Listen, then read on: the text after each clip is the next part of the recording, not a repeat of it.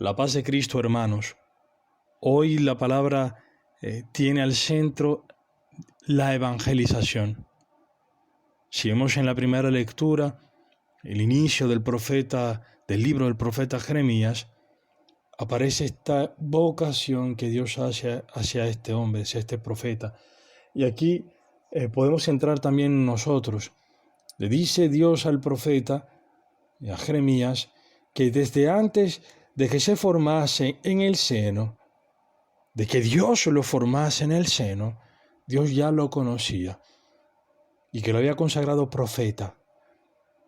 ¿Qué es esto de que ya lo conocía desde antes de formarse en el seno materno? En el verbo conocer, las Escrituras expresan el amor de Dios. Dios dice, yo te amo a ti ya desde antes de que te formases en el seno, te he amado. Y Dios declara que hay un proyecto de salvación con esta persona. Lo mismo también con nosotros.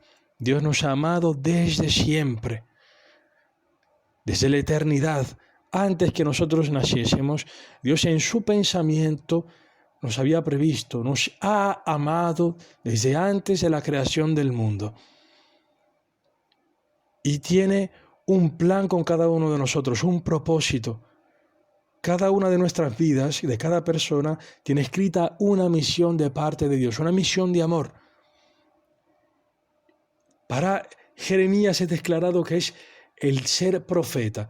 Y si tú y yo somos cristianos, somos llamados a ser cristianos, también tenemos esta misión del profeta que ha tenido el profeta Jeremías, que es la de anunciar la palabra de Dios, sea el estado en el que vivas, sea en el estado de matrimonio, sea como laico, o como viuda, o como soltero, o soltera, sea como vida religiosa, como una monja, como un fraile, sea vida sacerdotal, ministerial, es decir, como un presbítero, sea cual sea tu condición, tu estado, estás estudiando, trabajando, donde sea que estés, poder anunciar la palabra de Dios.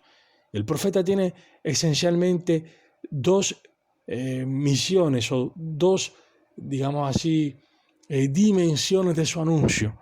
Una es la denuncia, el denunciar lo que está mal, lo que no va de acuerdo al plan de Dios, decir la verdad, llamar a la conversión. Y la otra dimensión es la del anuncio, la dimensión de anunciar la verdad, el amor de Dios, la consolación, anunciar el proyecto que Dios tiene.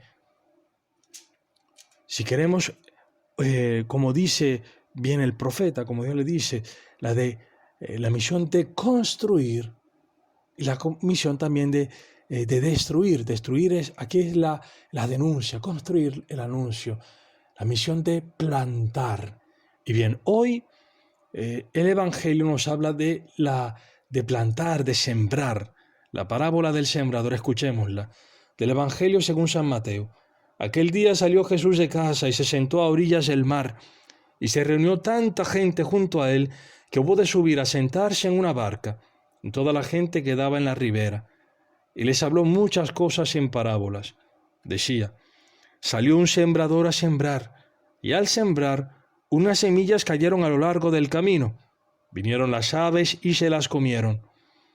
Otras cayeron en pedregal, donde no tenían mucha tierra, y brotaron enseguida por no tener hondura de tierra, pero en cuanto salió el sol se agostaron, y por no tener raíz se secaron. Otras cayeron entre abrojos, crecieron los abrojos y las ahogaron. Otras cayeron en tierra buena y dieron fruto, unas 100, otra 60, otra 30. El que tenga oídos, que oiga. Palabra del Señor. Gloria a ti, Señor Jesús. Bien, esta parábola del sembrador tiene que ver también con la evangelización, con el ministerio profético. Jesucristo es el sembrador. Es aquel que sale a sembrar. O si queremos el mismo Dios Padre también es el sembrador. ¿Y cuál es la semilla que siembra? Es su Hijo Jesucristo, es su palabra, Cristo mismo. Bien, Cristo también, como palabra del Padre, sale como un sembrador, siembra la palabra del Padre en los hombres. Y aquí hay una buena noticia, es que Dios sale a sembrar, Jesucristo sale a sembrar y siembra generosamente. Riega la palabra de Dios en diferentes terrenos, incluso terrenos que por el momento no son adaptos a coger la palabra, pero el Señor tiene una generosidad inmensa y como quiera tira la palabra. Y bien, nosotros puede ser que en diferentes momentos hayamos sido incluso casi a veces quizá contemporáneamente nos hemos trovado en muchos de estos terrenos, o sea, que estos terrenos hayan sido estados de nuestra vida. Pero al final, el Señor, aun si es generoso, su intención es siempre la de sembrar, o sea, que dé fruto su palabra en nosotros, que Cristo mismo crezca dentro de nosotros. Y al final, el Señor nos está llamando a nosotros a ser la tierra buena. ¿Y cuál es la tierra buena? Esta tierra que da frutos. Es la tierra humilde. La palabra humilde viene de humus, que es tierra, humilitas.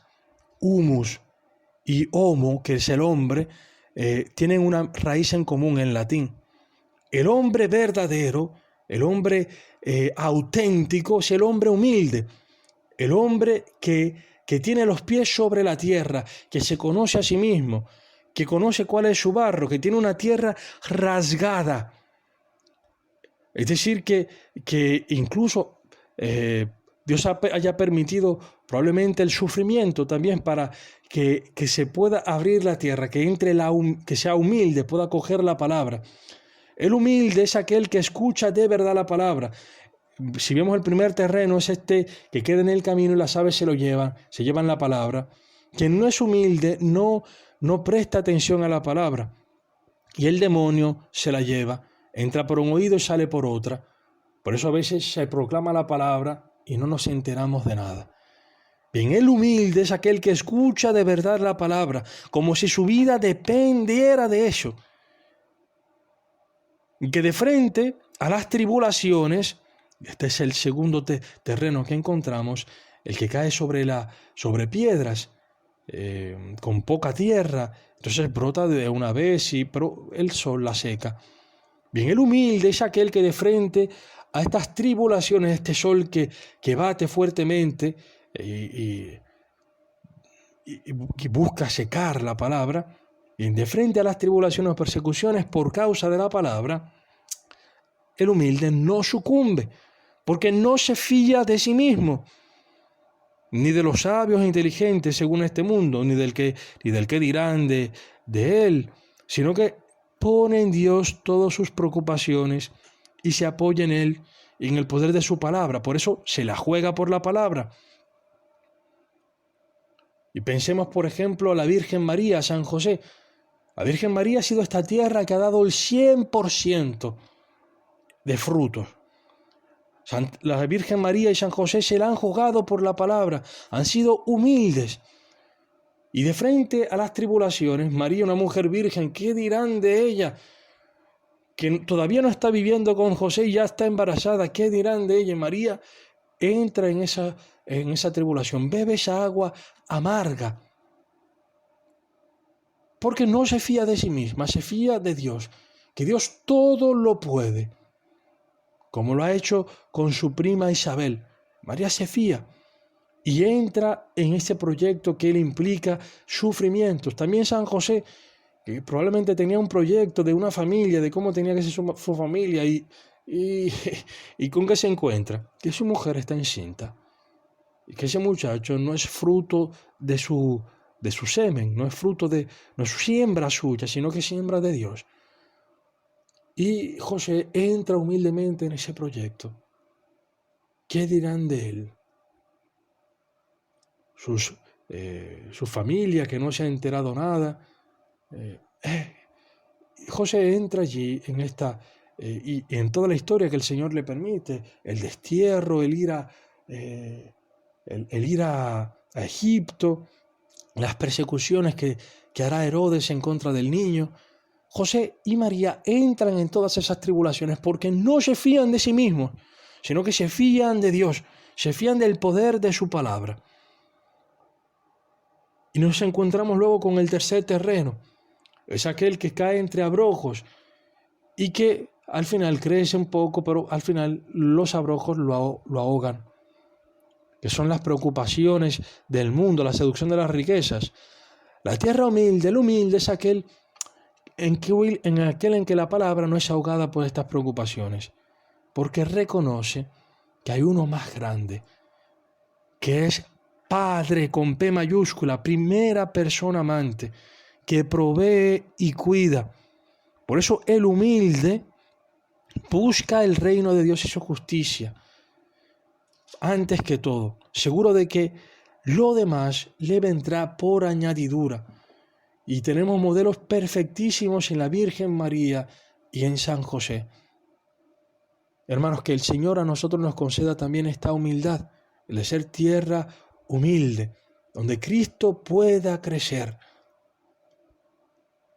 Y si no nos encontramos en esta tierra humilde, no vemos que nuestra realidad parece a las otras tres tierras que hemos encontrado, el camino, la roca, el abrojo, si vemos que nuestra realidad está allí, bien, el Señor permite estas situaciones para que nos demos cuenta que en nosotros mismos no podemos confiar, que nuestros proyectos no son los proyectos de Él, que nuestros proyectos fracasan, que no podemos construir nuestra vida sobre nuestros pensamientos, sobre nuestros proyectos, sino que la única garantía que podemos tener en esta tierra de vida santa, de vida feliz, de que nuestra vida produzca frutos para vida eterna, solamente es dejando todas nuestras vidas, nuestros pensamientos, nuestras preocupaciones, nuestros proyectos, dejándolos en la mano de Dios, que sea su voluntad.